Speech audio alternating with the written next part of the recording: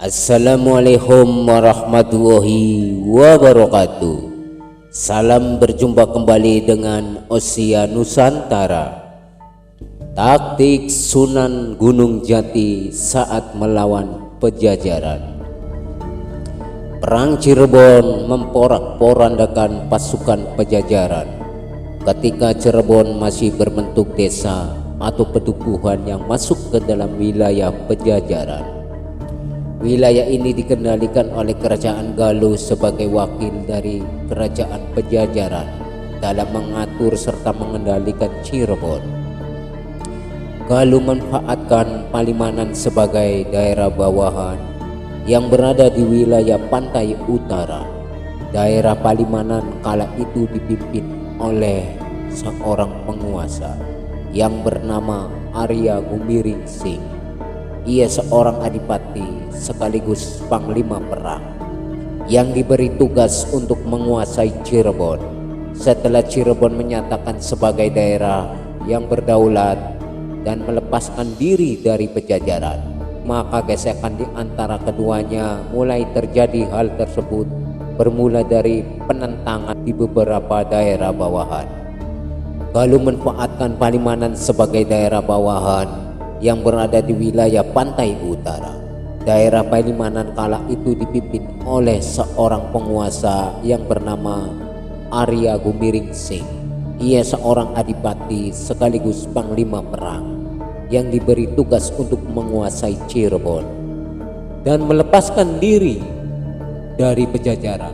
Maka gesekan di antara keduanya mulai terjadi. Hal yang tersebut bermula dari penentangan di beberapa daerah bawahan Pejajaran yang tidak menghendaki Cirebon merdeka dan mendirikan kesultanan, yang salah satunya paling menentang adalah Palimanan. Arya Gumiring Sing sebagai pimpinan balik badan tidak terima atas berdirinya Kesultanan Cirebon karena menurutnya sebagaimanapun Cirebon harus tetap tunduk di bawah Kerajaan Galuh.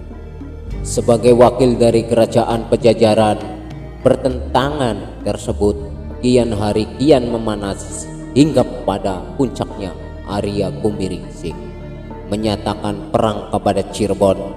Tantangan perang dari Palimanan ini membuat Cirebon langsung bertindak di bawah pasukan Arya Kemuning. Gumiring Sing menyatakan perang kepada Cirebon. Tantangan perang dari Palimanan ini membuat Cirebon langsung bertindak di bawah pasukan Arya Kemuning. Dari Kuningan, Cirebon kemudian menyerang Palimanan. Pasukan Arya Kemuning berjuang habis-habisan untuk dapat mengalahkan Palimanan yang dipimpin langsung oleh Arya Gumiring Sing. Dalam serangan tersebut, pasukan Cirebon yang didominasi oleh orang-orang Kuningan rupanya gagal dan dapat dikalahkan. Banyak korban yang berjatuhan dari pasukan Cirebon, yang sebagaimana lainnya kemudian mundur meninggalkan tempat pertempuran. Keberhasilan Palimanan melalui Arya Gumiring Sing dalam serangan tersebut kemudian membuat penguasa Galuh merasa yakin mampu menaklukkan Cirebon. Dengan demikian, kemudian Raja Galuh Prabu Cakraningrat mengutus patinya yang bernama Arya Kiban untuk menyerang dan menaklukkan Cirebon. Dalam rencana penyerangan tersebut, patih Arya Kiban dibantu oleh beberapa pasukan dari kerajaan lainnya yang masih termasuk ke dalam kekuasaan Pejajaran. Bersama panglima perang dan pasukan gabungan Pejajaran, Arya Kiban berangkat menuju Cirebon yang bertujuan langsung menyerang ke pusat keraton Cirebon. Ketika Arya Kiban dengan pasukan tiba-tiba, gerbang perbatasan tentara Cirebon diperintahkan oleh Sunan Gunung Jati untuk mundur ke keraton Pakungwati untuk menghindari serangan pasukan Arya Kiban dan sekutunya. Melihat pasukan Cirebon mundur lari kocar-kacir menghadapi pasukan Arya Kiban, menjadi bertambah yakin akan sanggup menaklukkan Cirebon. Namun ketika setelah Arya Giban mulai masuk ke pusat keraton Cirebon, ternyata pasukan Cirebon sudah siap dan formasi perang untuk menunggu kedatangan pasukan Arya Giban. Melihat itu, kemudian Arya Giban pun kaget. Ternyata mundurnya pasukan Cirebon di bawah itu hanyalah taktik untuk mempersiapkan sebuah informasi perang.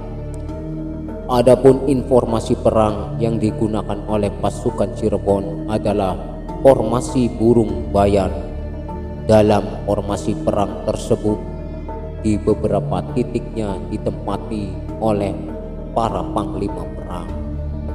Kepercayaan Cirebon mereka adalah Arya Padalagan yang ditempatkan pada bagian paruh, sementara bagian sayap kanan dan kiri ditempati oleh Pati, Lembu Sasra, Sradan, dan Puan Bumi, sedangkan Pati Peling sebagai badannya. Adapun bagian ekornya ditempati oleh Arya Tandubone.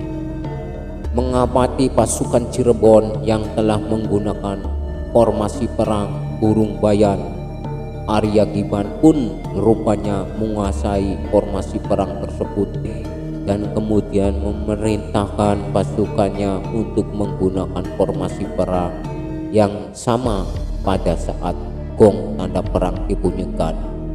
Kedua pasukan kemudian saling maju ke dalam perang, akan tetapi baru saja perang dimulai, tiba-tiba pasukan Cirebon berubah formasi perangnya.